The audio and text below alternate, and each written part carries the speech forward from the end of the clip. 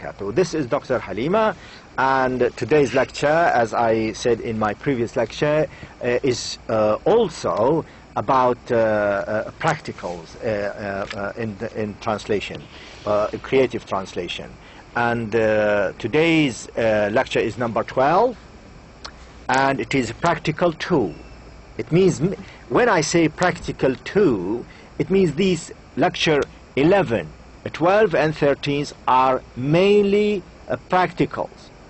In other words, examples, exercises. We do it together, and you should really take them as examples and follow the way we have discussed them in the lecture. Okay? Now, again, I mean, the main purpose of this lecture is to look at a variety of excerpts, examples, extracts taken from different types of orations, and translate them and discuss the process of creativity in their translation. So today's main examples would be about orations. So we will be talking about religious orations and general orations, oratorical speeches. As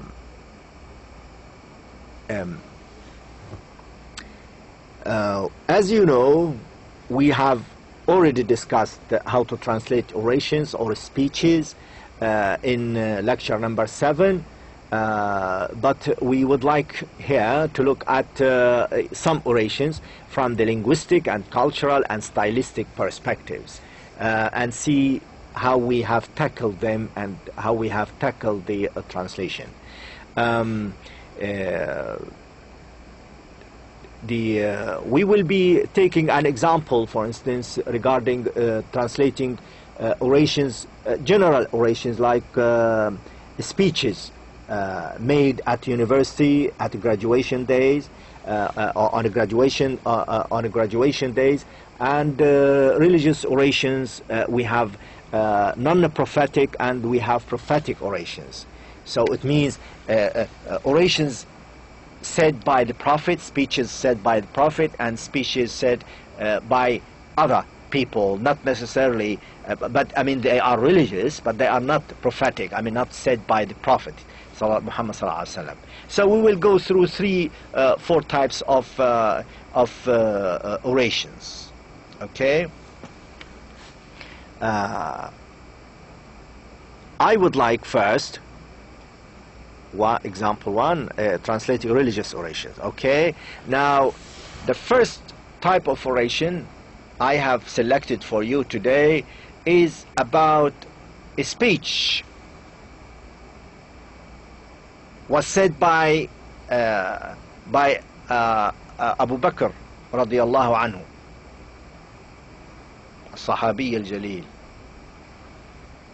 How are we going to translate Abu Bakr as-Siddiq's radiyallahu anhu speech to people in the West, or English speaking people, whether they were in the West or in Hong Kong or in China or in South Africa, you know?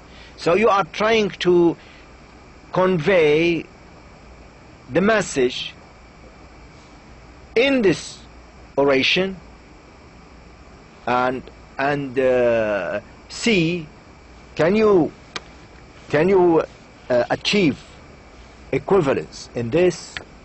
Can you achieve communication? Can you achieve naturalness? Can you achieve style? I'm sure you are aware of this beautiful speech. فقام أبو بكر الصديق رضي الله عنه في الناس خطيبا بعد أن حمد الله وأثنى عليه. أما بعد فإن من كان يعبد محمدا فإن محمد قد مات ومن كان يعبد الله فإن الله حي لا يموت. Now how are you going to translate this into English? Tell me. Huh? You need to sit back and say, okay, this is not an ordinary person speech. It's not an ordinary person's speech, you know. And this speech was said nearly 1400 years ago.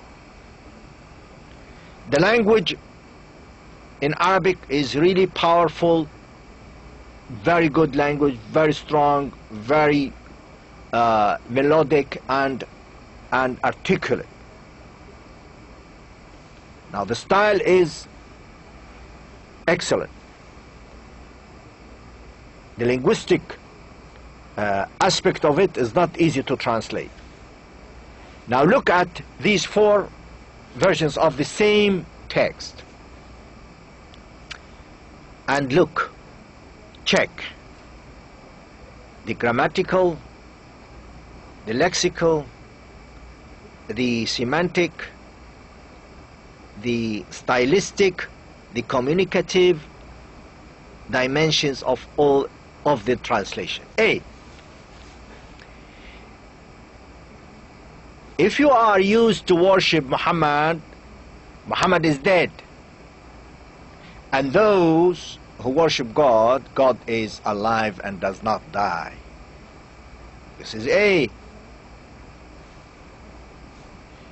As we agreed, I'm not going to spell out the right one or the most appropriate one, because this is the type of questions in the exam. I would say, which is the most appropriate translation of the above, for instance, or of this translation?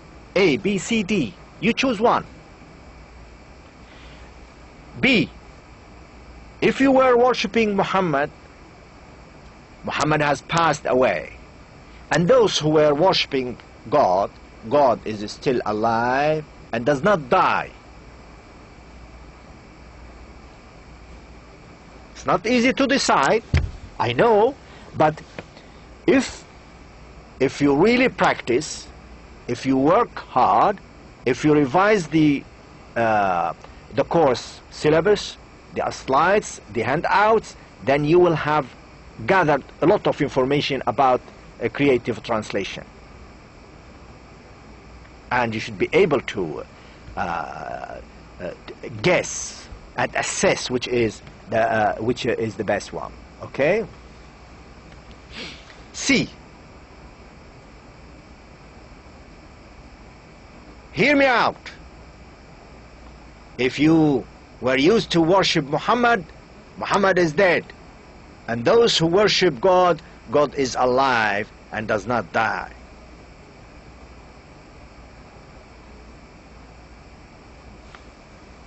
Again, I'm not going to say anything. I leave it to you.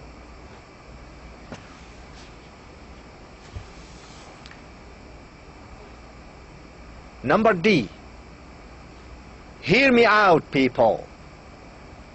If you used to worship Muhammad, Muhammad is dead. But if you were worshipping Allah, Allah is alive and does not die. La ilaha illahu. La ilaha illahu. La ilaha illahu. So now, which one? Which is the most appropriate translation to the above oration, above speech? I leave it to you.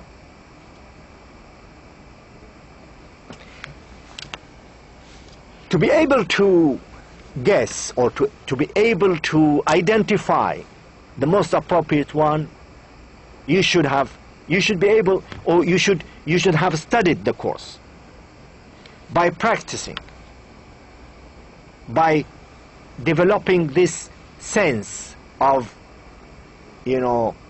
linguistic and stylistic and literary feel of the text, translated text, So this is an example of non-prophetic translation. And I started with a speech by Abu Bakr as-Siddiq radiyallahu anhu. Okay.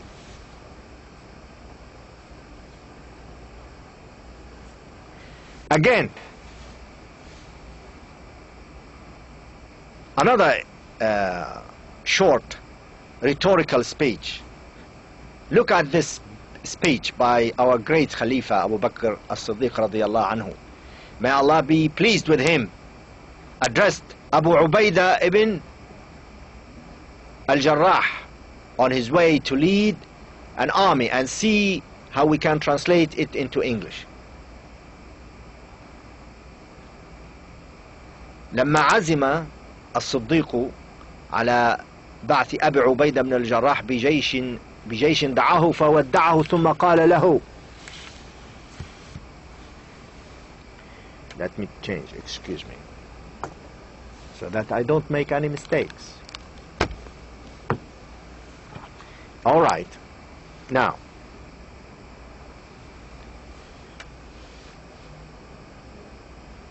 اسمع سماع من يريد أن يفهم ما قيل له. يا سلام. ثم يعمل بما أمر به. إنك تخرج في أشراف الناس وبيوتات العرب وصلحاء المسلمين وفرسان الجاهلية كانوا يقاتلون إذ ذاك على الحمية وهم اليوم يقاتلون على الحسبة والنية الحسنة. أحسن صحبة من صاحبك وليكن الناس عندك في الحق سواء واستعن بالله وكفى بالله معينا وتوكل على الله وكفى بالله وكيلا. اخرج من غد إن شاء الله. There are a couple of spelling mistakes. I'm sorry about this. I can't correct them. I'm sorry about this. There are a couple of spelling mistakes, so try to correct them. وَكَفَى بِاللَّهِ spelling mistake. Now look at how we have translated this. It is a speech, it is an oration. Imagine yourself, you are delivering a speech, or you are advising someone on the horse leading an army. How would you convey this message, this metaphor, this beautiful atmosphere? You know, imagine yourself, you were there.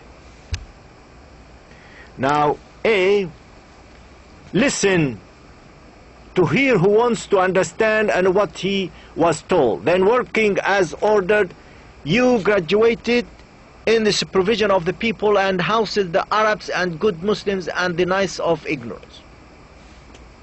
It sounds a bit googly, you know?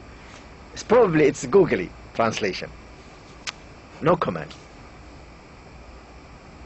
B, listen like someone who is interested in understanding what is said to him, then does what he is ordered to do. You are living with the nobles of the people and the masters of Arabs, the righteous of the Muslims and the warriors of pre-Islamic era.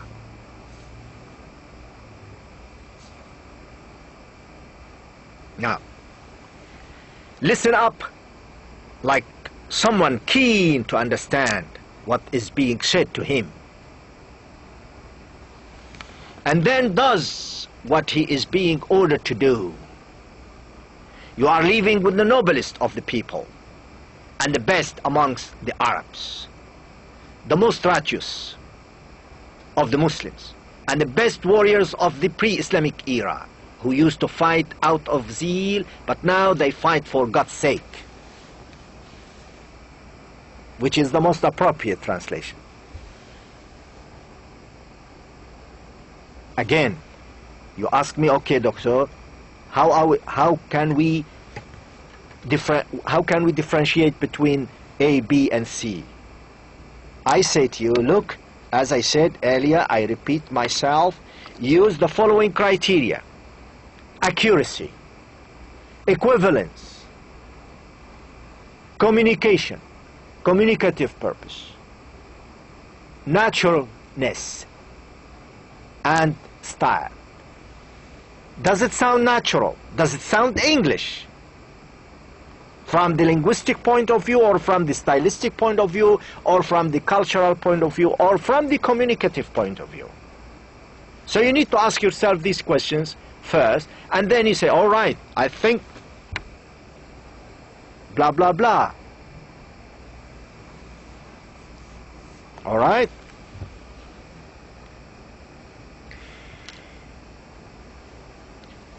Another example of orations. It is non-prophetic, but this is an example of if you want to make speech. You know? So لما بايع الناس أبا بكر الصديق رضي الله عنه قام فخطب بالناس فقال: أما بعد أيها الناس فإني قد وليت عليكم ولست بخيركم، فإن أحسنت فأعينوني وإن أسأت فقوموني. الصدق أمانة والكذب خيانة، والضعيف فيكم قوي عندي حتى أرجع عليه حقا إن شاء الله. I will leave it. You carry. I leave it. I'm giving you just the first line. How are you going to translate it? Huh? Are you going to translate it like A? Having said that, O people, I have been appointed as your leader, and I am not your best. If I do well, help me, and if I do bad, straighten me out.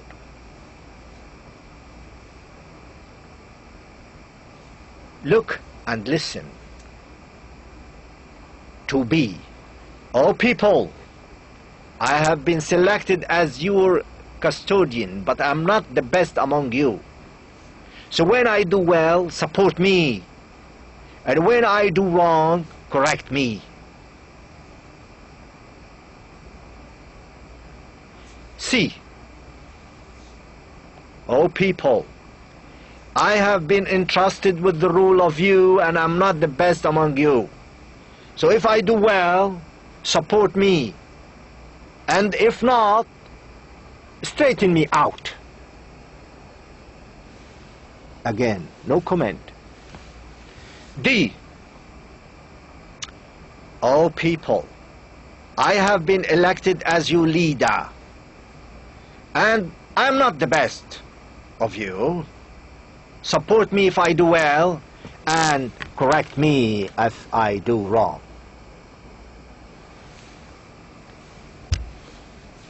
I know it's difficult, but you know, if you really have developed this Englishness in your language and your competence, you know, I'm sure by now you should be able to guess which one is the most appropriate one. You know? So I leave it to you. I leave it to you. If we want to choose now, we have talked about religious orations. Now we move to another type of examples which are translating general orations. General orations. General orations, you know, it could be any type of orations. You know, you could make an orations. You stand up and you speak in front of your family members, in front of your friends, and you know, in a conference, in front of your in the student among students, and so on. Now, I have chosen an excerpt from Dirty Hands, and see from Dirty Hands by John Delaney, and see how we can achieve equivalence in English, communicative purpose of the speech in a style that signals that this is a translation of a person proud of manual jobs. Now look at this.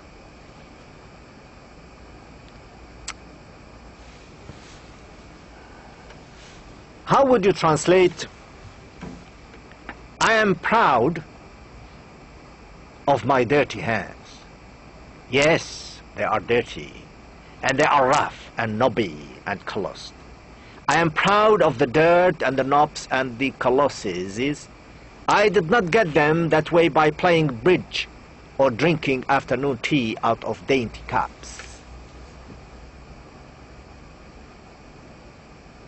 Would you translate them as أنا فخور يدي قذرة، نعم فهي قذرة، وهم الخام وعقدي ومتصلبة، وأنا فخور من الأوساخ والمقابض والمثافن.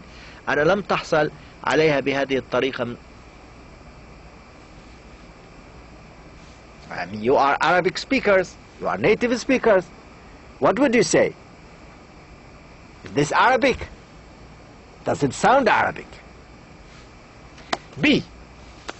أنا فخور بيدي الوسخة. نعم إنها وسخة وهي خشنة وعليها آثار العمل. وأنا فخور بالأوساخ والزوايا، فأنا لم أحصل عليها بهذه الطريقة عن طريق اللعب، لعبة الأبراج أو شرب الشاي بعد الظهر من كؤوس أنيقة.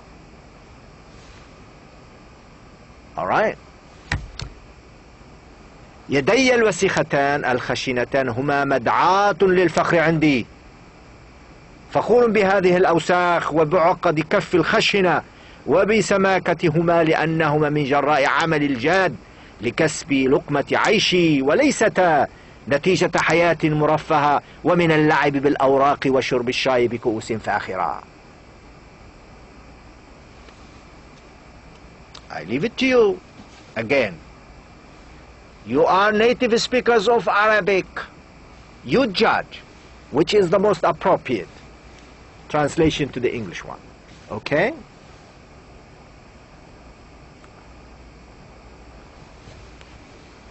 Another example of the same speech. He says, I got them that way by working with them. I am proud of the work and the dirt. Why shouldn't I feel proud of the work they do, these dirty hands of mine? A. حصلت عليها بهذه الطريقة من خلال العمل بها، وأنا فخور بالعمل وبالأوساخ، فلماذا لا أشعر بالفخر من العمل الذي يقومون به وهذه الأيدي القذرة من العمل؟ B. حصلت عليها بهذا الشكل من خلال العمل بها، فأنا فخور بهذا العمل وبالوسخ، ولماذا لا أشعر بالفخر بالعمل الذي تقوم به يدي الوسخة هذه؟ C. إنهما هكذا لأنني عملت جاهدا بهما. إني فخور بالعمل الذي قامتا به هاتين اليدين وبالأوساخ العالقة عليهما. Which one is the most appropriate? All right? So it is really, I mean,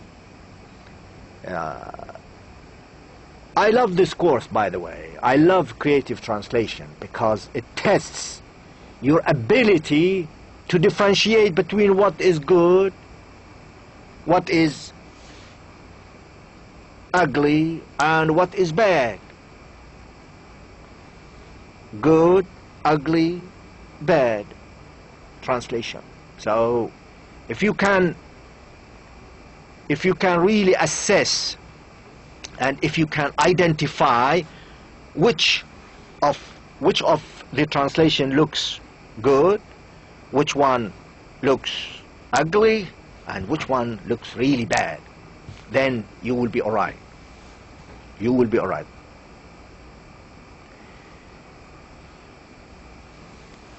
Practical A, I would like you to really practice